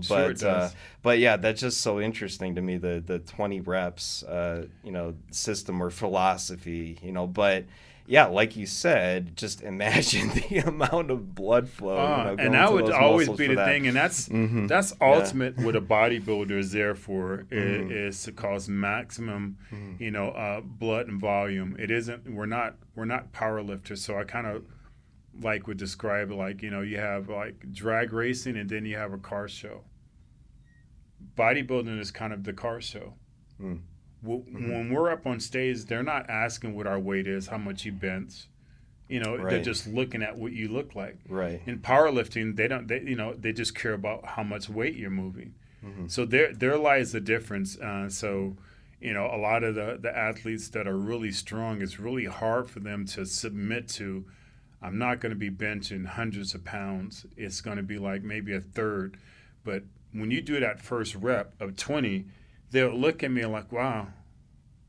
And then the next, and like, wow, I'm aching. Like, oh my God, man, I'm like, you know, I'm like pumped. And then it's hard to do more. Yeah. Where, again, it's that analogy. I can go in the gym and be strong to be an ox. And it does, you know, have a great thing to do with genetics. Like, you know, the person I'm talking about, Stan Efferding, you know, shout out to him. Strong, would squat like 800 pounds, but had miniature to small legs. They just didn't grow no matter what. I mean, they grew more when we changed the volume and everything, but never had massive, powerful legs like me. Or me, I could barely at my max squat 600 pounds for like maybe, you know, 6 or 7 reps, and my nose would start squirting blood out. I hadn't had that capability. So you have that genetic, you know, predisposition that you can only max out to this. Yeah. But my thing is like I said before, if your dream is just to dial in and find out what can my genetics produce, I can help you get there. But there might be some freak of nature, some Kobe around here, or some Michael Jordan or Larry Bird, or in my case, Ronnie Coleman, that it's nothing you can do about when you meet those guys. When they have that drive and the genetics and determination that marble's yours or more, man, move back. Yeah. So did you, talking about Ronnie Coleman? Yeah. When you started, there was, God, I forget the year, but it was like the first, so he took like 8th or 9th place or something in Mr. Olympia. And then the year after, that's when he beat you. Yeah. Did you even know he was on the radar at that point? Or did you even know about him? So me and Ronnie, we became friends.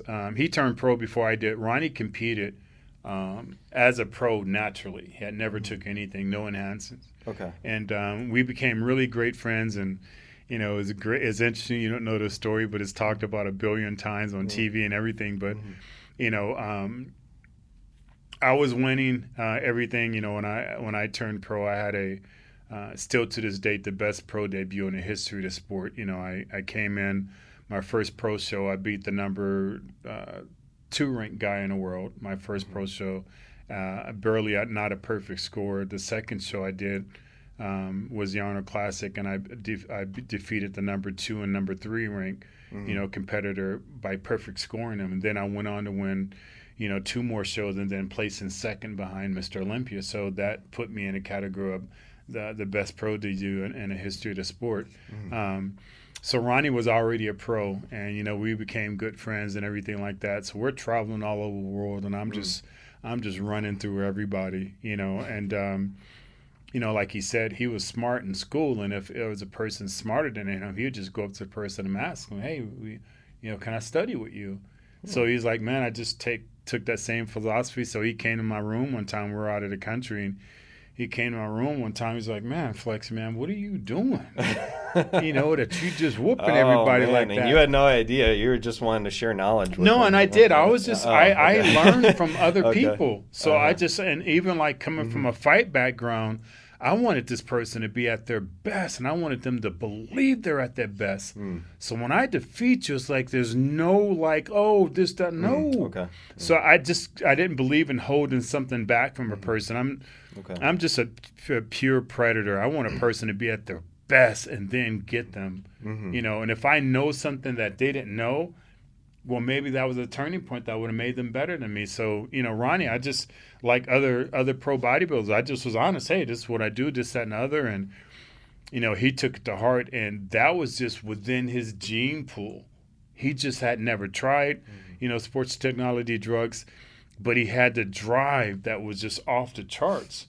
So when he started using these agents, we competed against each other, and I still beat him in 97, and then in 98 he just it was like competing against his little brother versus his dad. They were just different, and he just started running through everybody. And I got just criticized, just globally by why did you have to tell him? I'm like, how could I really be true to myself, knowing that I know something that this other guy don't, and I'm dominating? I have to. It's like if you're, it's almost like two alpha males. You just drawn to each other, and immediately you're gonna get along or never get along, just on visual contact. And I'm always just drawn to that person. Even a bully, I'm like, man, you don't want to say anything. Just another one. I'm like, stop! I just gotta open my mouth, and still to this date, we became the best friend. He travels the world. He tells a story all the time. We've been at the same seminar in different worlds, and he would just stop the whole seminar, but like, listen, I gotta just say, because of this guy here is the reason why I did everything I did. And I'm like, no, man, it was, he goes, no, it's because of you. You just changed everything. And there was times I needed help from him, and he'd be like, man, there's nothing I won't do for you. You gave me all of this just by sharing, what you told me. So, yeah. But again, I told other people that same thing. Didn't happen for them. That was just written in his DNA. That's kind of like if whoever helped Kobe throughout his career, if they held back, he's still Kobe.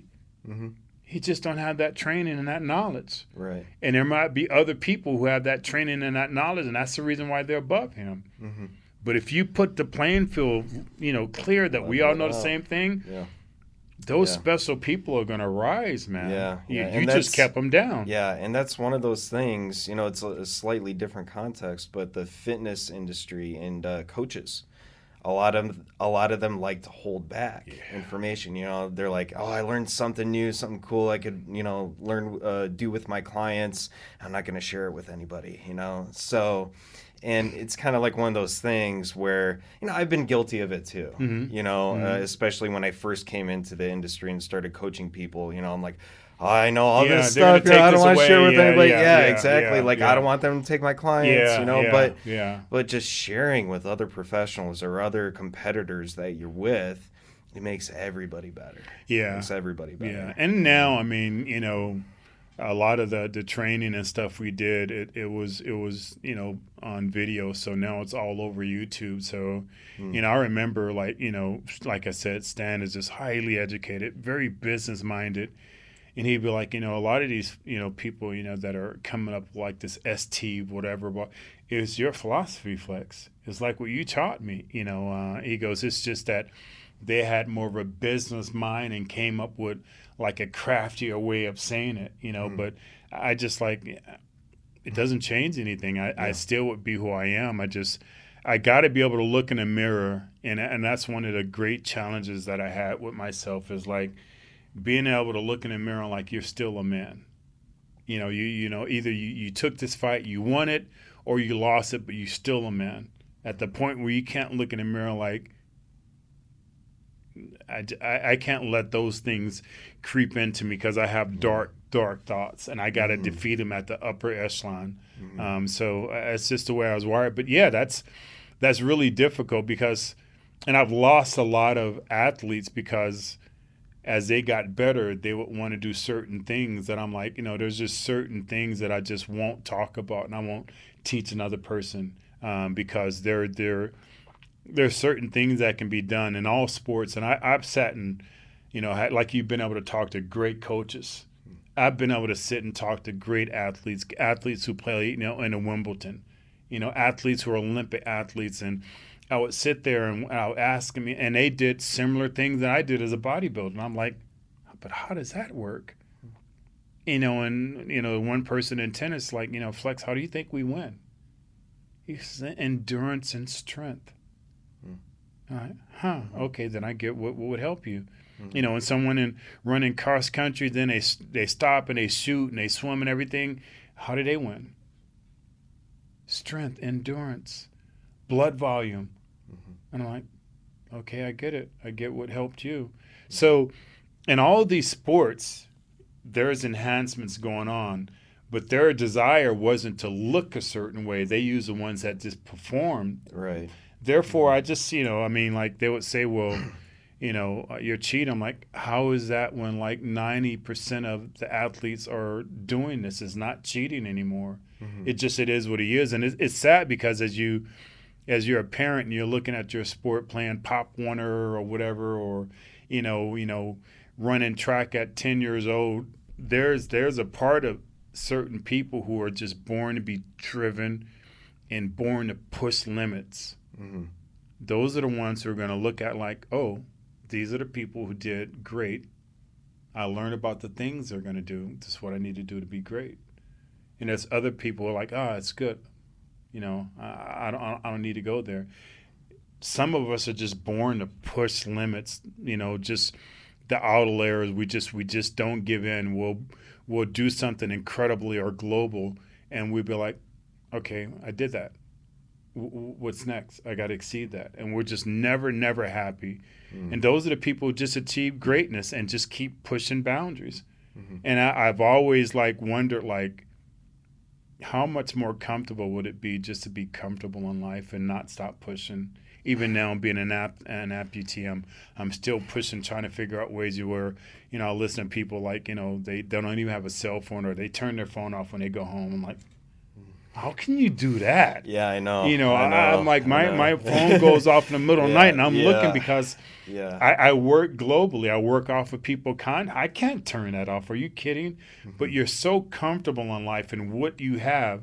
You're not trying to keep up with the Joneses or anything like that. That must be amazing, comfortability. But then again, in the one movie where, I can't remember what it is, Arcadius or whatever. He's like, how could you go and fight that giant? I'd be terrified. And he's like, oh, that was Troy. Yeah, Troy. Yeah. Brad that's Pitt, why. That's why people won't remember your name. Right. So we run into injuries and life-threatening things, and our thoughts are like, you have more people who deal with these health problems who are not great athletes, and they still have it. But at least we push. We're going to be known. Our names are etched in time. You'll never forget about us. And the people we inspired were, there's tons of people who are sitting on that couch dealing with more health problems than we may be dealing with. Yeah. So there was one thing I wanted to ask you about. When you got diagnosed with your kidney disease, when would you say that was? Around the middle of your career, towards the end? And how did you, but I know you competed for a bit afterwards and very well. So what was the mentality like bouncing back from something? I can't even imagine, right, what being diagnosed with something like that is. So, just help me understand what is the mentality like. that happened in 99, and I just started it started getting harder and harder to get in shape. I had to start using, more different substance that I never ever thought of using and more of it, and I still couldn't achieve a look. And I started having edema after shows where I put on like over 30 pounds of water after a show. Wow. Just everything would be swollen. I mean, like, your boy, everything is swollen. And I started going to doctors, and I mean, it's really sad when you find out that doctors aren't as smart as they say they are. And I started having a lot of health problems, and I started meeting these great doctors who were honest, and they'd be like, Flex, we don't know everything. He goes, there's times where, we're trying to deal with a person and they would just get healthy and we just don't, and they're like, there's one doc's like, we have this God like thought of ourselves. And when we meet a patient that we can't figure them out, we run because it takes away from our mentality of thinking we can fix everything. So so I started going to all these doctors, and they're like, oh, you eat too much protein. Oh, it's because you take, these drugs. And I'd be like, you're stupid. That ain't it. And it was 99. I just placed second in Olympia, and got rushed to the hospital that night. And they ran some tests on me, and they're like, your kidneys failed. And they dialysized me, and they turned back on. And I was like, huh. So that made me wonder. They wanted to do a kidney biopsy on me, and it just sounded terrifying. I'm like, no. And I'm like, okay, well, how about a lymph node biopsy? I'm like, okay, which was worse because I ended up getting an infection and almost dying from it. So they did that, and after they did the test, they start running tests, and they're like, we think we know what's wrong with you, but we don't. We need more time. So during that time, I continued competing into the 2000s, and finally they came back and they contacted me like, come in, and like, okay, you have a rare kidney disease that we don't know that much about. And and my first thing was, did I do this because of the things I took? And they're like 100% no. And I'm like, how can you be so sure? Kidney, what I did, and like, well, because we know of some kids who have your disease, and there's a professional basketball player that we know don't do that you do, but he has the same disease. And I'm like, well, who is it? And they're like, well, he hasn't publicly released his name, but so until he does, we can't say his name. Later on, they end up finding out that it was Alonzo Mourning. So they told me about the disease. It's called Focal Glomerulosclerosis, known as FSGS. And they're like, here's what we know. It's the most aggressive and deadliest kidney disease known to men. There's no cure, and all the patients end up dying from the disease. We know that, your kidneys are going to fail, start to fail, before you get into your 40s. And we know that you won't make it out of your 40s without a kidney transplant. And I'm like, so here I am looking like a demigod, other than being swollen. I feel I'm strong as an ox, like CT Flexor said, every time I take a step, I feel like the concrete is like vibrating underneath me. And I look like so how is that possible? So it was really hard to understand that. In 2002, I announced that I think it's 2001, I announced that I retired, just because, again, just the amount of drugs I was having to use, I wasn't comfortable with it.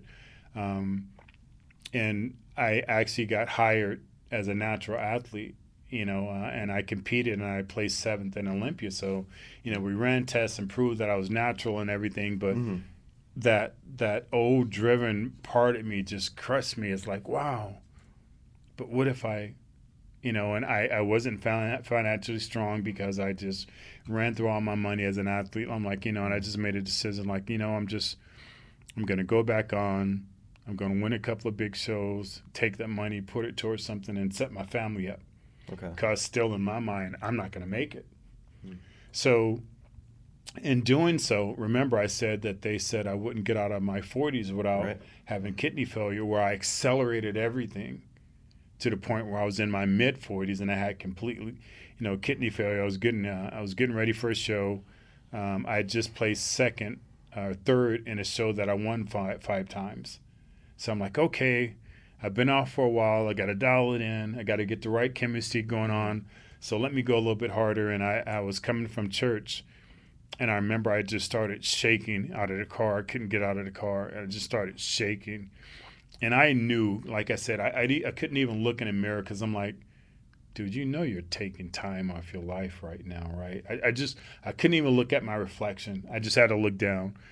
As soon as I started shaking, I'm like, you did it. You went too far. This is it. Mm-hmm.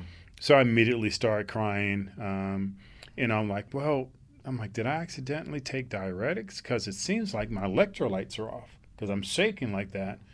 Went to the hospital. They rushed me to the hospital, had to wheelchair me in.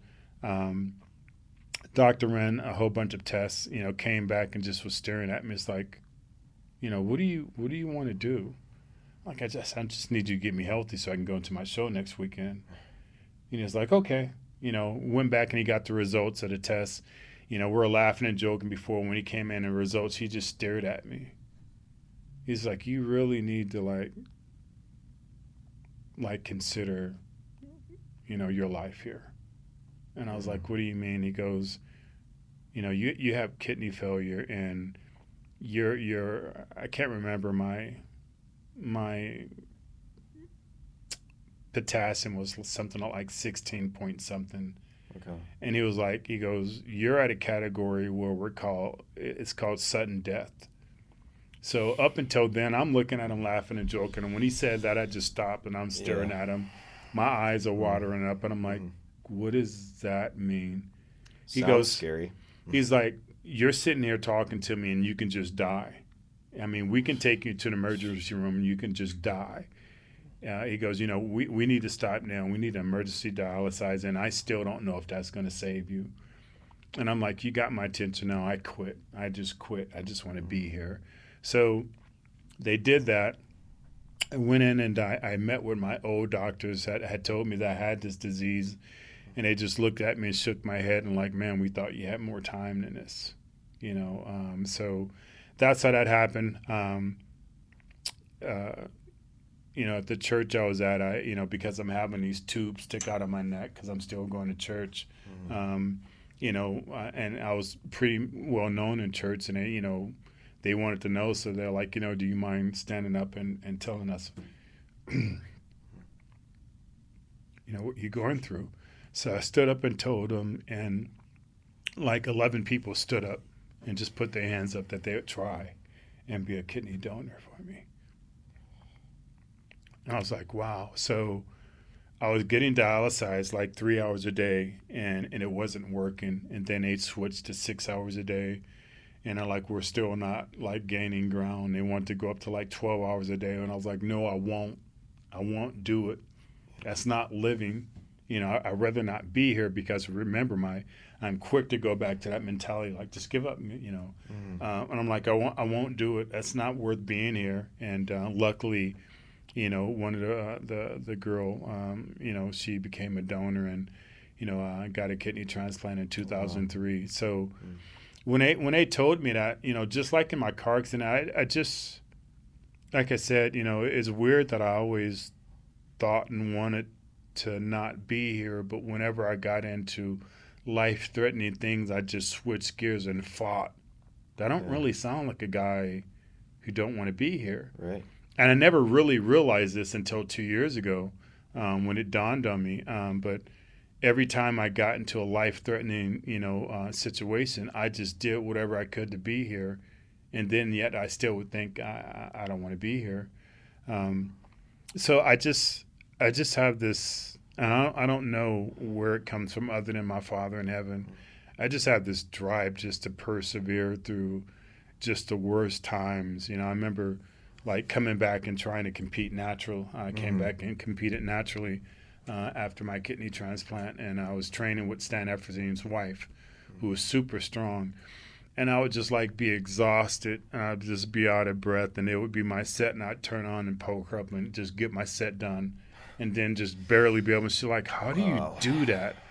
I'm like, how do you do what? She goes, how do you just keep pushing? I'm like, well, the first thing is I can't acknowledge to what you're saying. Because if I do, then the gravity of what I'm going through. So I'm like, I have a very like unsafe way of departmentalizing things and never going back and visiting them because I can't. Because if I do, I'll see everything else. I'll see this abomination of this mountain that I got to climb, but I'll just sit there and I'll put my head down. I'll just keep taking steps until I get to that mountain instead of looking like that. Oh my God, that's unachievable. And it's just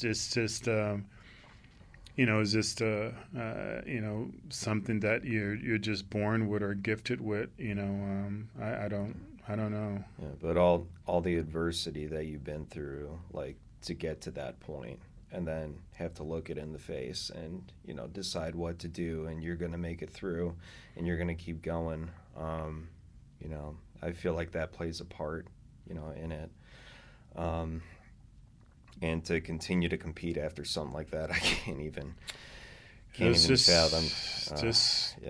It was just never a thought of impossible. It's like, man, what else do you do except try?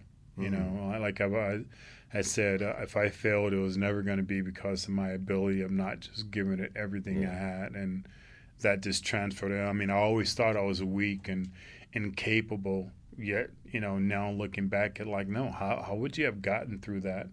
And, even like the worst thing, I'm sure you would ask is, losing my leg in 2000, was it 2020? It, again, how you were saying, you look at a person and you just kind of wonder, what's their story? How did it, like the homeless people, how did that happen? So all of us, we look at a person who lost a limb, we kind of glance because we don't want to stare. We kind of glance like, wow, what's that all about? How did that happen? And I always wondered, look and kind of like, wow, how do they do anything? How do you deal with that? Yeah.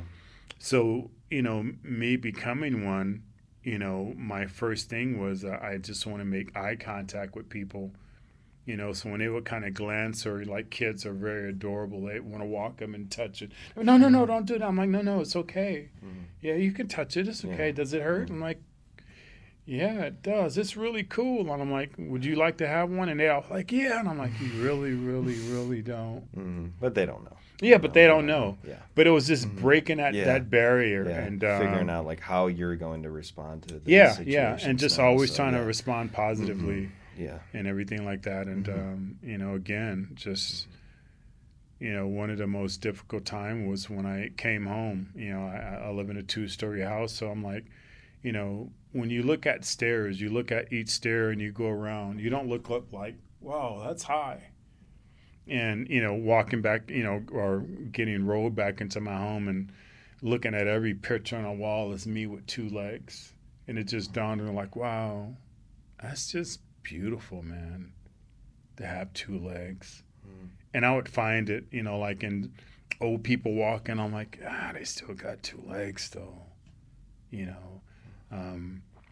and the first time going upstairs and then, looking downstairs over the balcony and thinking like, Jesus, if I fall, I'm not going to make that, but just, I remember rolling to the door.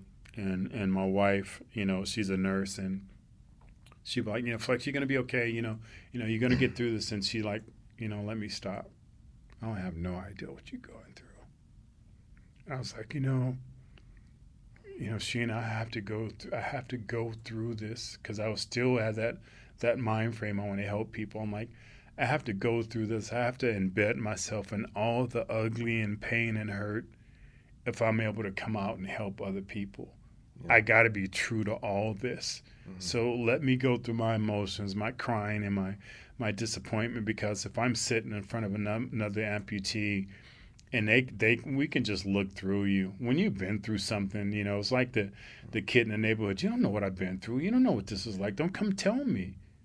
But when they look in your eyes and they know you've been through it, there's a connection that's unbreakable.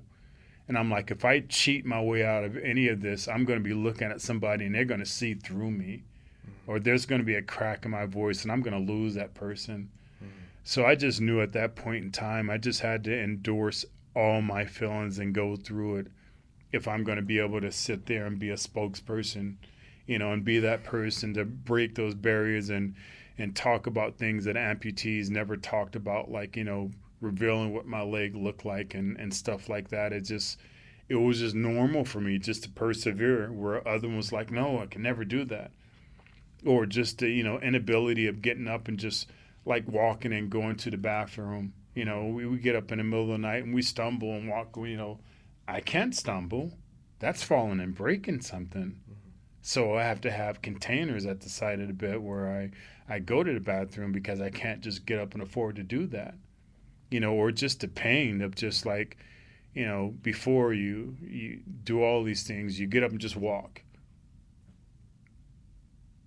For me, my first thought is pain. I'm always in pain. Every step is painful. So looking at or going somewhere, my first thought is like, wow, that's far. Like even this. When you showed me the picture and everything, like the parking, the main, I was like, Jesus. Yeah. Dude, when you got out of your car and you started walking, I was like, man, this guy's got 2 full legs, man. Like, you're amazing. Like, like, I think you're doing absolutely amazing. I'm just blessed. 5 years. Yeah, so, I'm just blessed. I'm truly blessed. I am.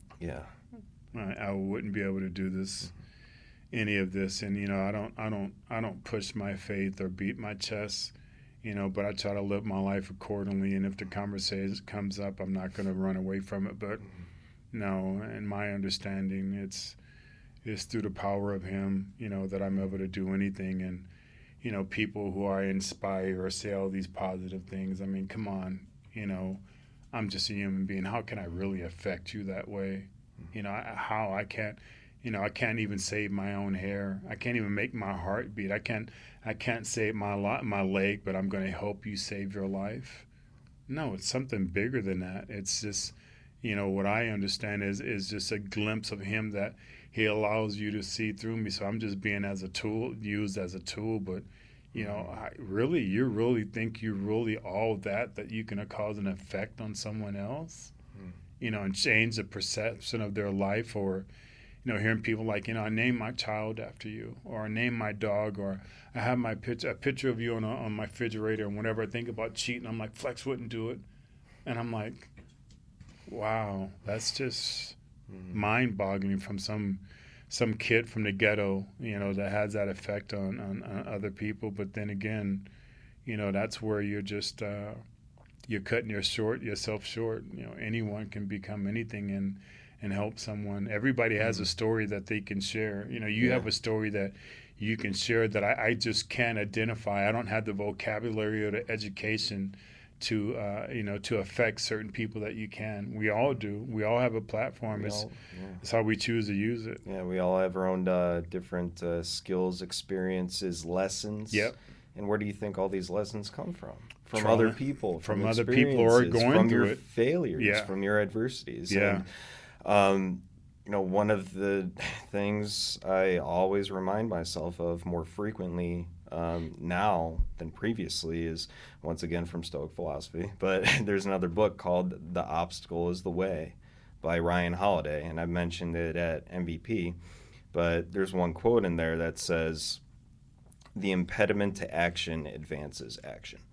So what it sounds like and looks like to me is you used your amputation in 2019 as a way to find meaning and purpose in other ways and help people, through your business, through going around the world and speaking to people, what you're doing right now, and I just think that's really incredible and admirable, and I really commend you for that. And like I said, I have no idea what that's like, but I want you to know that I appreciate you.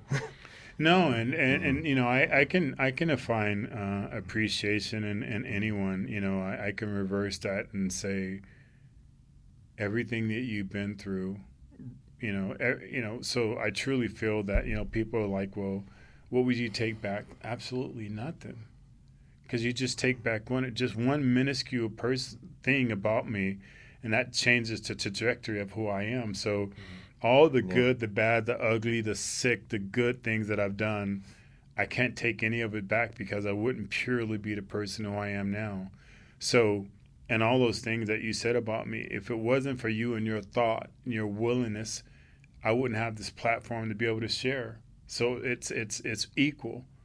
You're giving me this ability, and whatever it is, education wise, thought wise, for you to do this, to take the time to even want to do this beyond your 15th segment, that enabled me to be able. So it's a contribution of both of us, and it's something I just, like I told you before when we met at MVP, like, yeah, man, I've been getting beat up on, like, man, I should be doing my own, but I still haven't. But here you are in your 15th one, and I just find that just absolutely amazing. Again, I'm just wired that, things that I'm not able to do, I can see that in other people, and that inspires me. Even going into the gym now, it might be a person who's really not, in good shape and don't know much what they're doing, but they're fired up. And I'm like, man, that just gets me going. Like, man, love to see it. I'll just put my head down, like embarrassed, like, dude, get after it, and it just doesn't matter. It's the person who goes in the gym and, I use like a woman, for instance, she goes in the gym and she's still a little bit on a, obese side, but she had a great workout and she walks out of the gym like she's a freaking 10. It just gives you that. It's like your car being dirty. Your car dirty, like you just drive it. But when it's clean, you drive it different. You feel a little bit different about your car. You do. Same thing about yourself. Just pouring into yourself. You just feel better. You might not be there, but just it's transcending your visual of who you are as a person. So I commend you. I mean, serving. That's just I now knowing me, I would have been great at it. But at those moments, I'm like, no, I couldn't do that. I couldn't submit. I couldn't be obedient to where you got to be here. You got to do this. You got to do that. But if I brighten my mind, that is what I did. I was very freaking like, you got to sleep. You got to eat every 3 hours, this, that, and other. So I commend people again, just anyone who serves their country, our boys and girls who serve our country. I think it's a unreplaceable and a impossible, repayment. Just the sacrifice that you did, and some for the unrepayable sacrifice. I mean, that's the only reason we can do these things now, and that's the only reason why we have the freedom, is because of people like you. Whether you've seen combat or not, you're willing. You put yourself in that position where, again, it's just having real strong men and women stand up for weaker people. That's a true strength. And, I think you just, I don't get into countries or any of that, because I just see one race, the human race. I don't see color or any of that stuff. I have this speech that I would do at the end of speaking, and I would be like, and again, it's biblical that we as a human race was put on this planet to rule over everything else. Everything swimming in the air, swimming in the sea, flying in the air. We're meant to rule over it. So I would say, like, I'd play a game and I'd be like, hey, I love my race. And I believe in my race. My race is great. And I want everybody from my race just to stand up and just go nuts. So every black person just go crazy. And I let that happen for like maybe 20, 30 seconds, because that's a long time of creating this possible hostile environment. I'm like waiting for a bottle to be thrown at me or something like that. And I let that happen for a while and be like, I'm sorry, you misunderstood me. I meant the human race. There's only one race. So again, I want everyone from my race to stand up and just applaud. So everyone who sat down before, I got into your brain of what you're really thinking. Everybody who stood up and went crazy, I got into your brain and what you're really thinking. And then by uniting everybody saying, no, the human race, it's the overall picture. And I just see that. It just doesn't matter what country you're from or what God, you believe in, whatever. It's just good and bad, I just truly believe in that, and I live my life accordingly to that way. Yeah. Well, that's amazing, Flex. And, I really appreciate what you're doing and continue to do and everything. So I do want to wrap this up, though. Yeah. We're at the 2-hour mark just about. Yeah, so yeah. 2 hours flew by just like that. So, but before we do, I do have a couple questions for you. So a couple closing questions. They're a little fun. So first one is, what's your favorite weightlifting music to listen to, whether it's a genre, artist, or song? I'm moody. I'm a moody person, so it depends on what mood I'm in. Same. If I'm having kind of a rough day, then I want to play slower music that's going to appeal to my hurt feelings or whatever. If I want to tear the gym apart, some hardcore, rock and roll or some hardcore gangster rap or something like that. It amps you. Music is powerful. It's incredibly powerful. So, it just depends on what mood I'm in. Yeah, same. I'm a very moody listener as well. So for like conditioning workouts or back in my triathlon days, I would do a lot of like Avicii and dance EDM type music and that kind of stuff. But like heavy lifting, Five Finger Death Punch, Disturbed, all the good stuff. That really gets me amped. And my second question, and to close off, is, what is the most impactful piece of advice you can give to someone, whether they are on a journey to compete in bodybuilding or they just want to live a sustainable, healthy lifestyle? Man, just believe in yourself, love yourself, tell yourself you love yourself, be forgiveful to yourself and to other people, but mostly just something that I struggle with my whole life and even still now is just believing, just having self-belief and having that belief, especially when other people's don't. That's just a different type of person who just believe and love themselves when other people don't. That's just that. From that, I think anything can spring from that seed if you can just plant that one seed that you're capable, and you deserve to be loved, especially by yourself. Love it. It's a great way to sign off. So I want to thank you for coming by again. Appreciate it, man. Really, really appreciate your time. I think you're an amazing person, very inspirational, and I'm looking forward to seeing you again at Emerging Vets and Players here soon. Definitely. It'll be this Friday, right? You missed last Friday. Yes, sir. I'm coming back. Right? Back this Friday. Right. So thank you so much. All right. Again, thank you for giving me the opportunity. I appreciate it. Of course. Thank you, sir.